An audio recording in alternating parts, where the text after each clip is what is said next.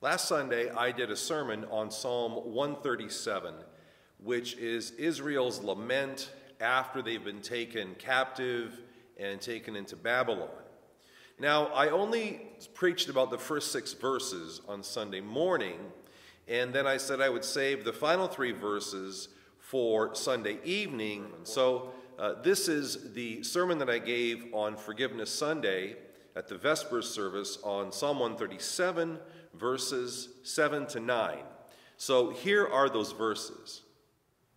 Remember, O Lord, the sons of Edom in the day of Jerusalem, who said, tear it down, down to its foundations. O wretched daughter of Babylon, blessed shall be he who repays you with what you have done to us. Blessed shall be he who takes your little ones and dashes them against the rock. So that's some very stark language, and we need to understand how to make sense of that in the Orthodox Church. What do we see that as? How do we put that together? So a couple of thoughts on that. The first one is that these are the words of the psalmist, this sense of frustration and hopelessness and despair. And he's offering all of this to God in prayer. And that's an important thing, and it connects to something I said early on in this series, that we can offer to God any kind of emotion. You know, we often talk about offering God praise and thanksgiving, which is very important to do. But there are days when we don't feel very much like praising, and we don't even feel very grateful. But even on those days, we can offer what's in our heart to God. And when we offer praise and thanksgiving, we look for a blessing.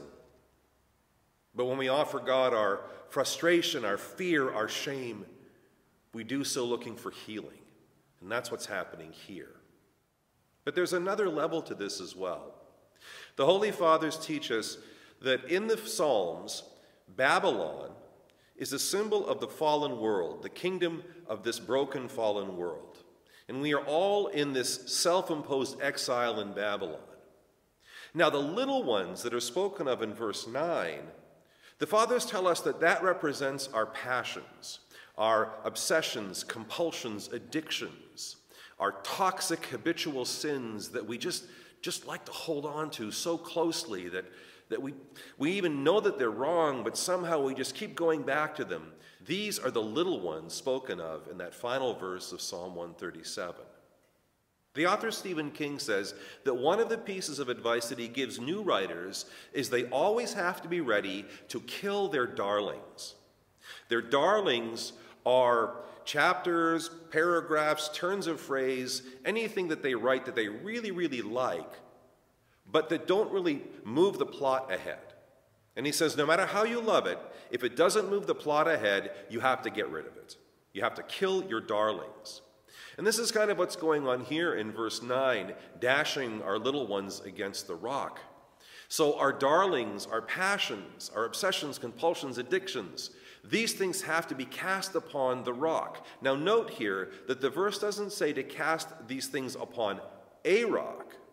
It's the rock. And in the New Testament, we know that the rock is Christ. So what we are doing here is taking all of our toxic, sinful habits and throwing them at the feet of Christ and at the feet of his mercy and his grace, looking for healing. That's what it means to take our little ones and dash them against the rock. And if we are being honest with ourselves, the little one, the darling that is our most favorite, the one that we hold the closest to us, that's the hardest to let go, that we like to visit repeatedly, spend lots of quality time with, that darling, again, if we're being honest with ourselves, that little one is resentment, bitterness. And we have to take that and we have to dash it upon the rock of Christ's mercy and love. And you see, that's the first thing that we get to do during Great Lent on Forgiveness Sunday. Then we can move forward. We can move forward in our fasting in Great Lent. We can move forward with growing closer to God every day of our lives.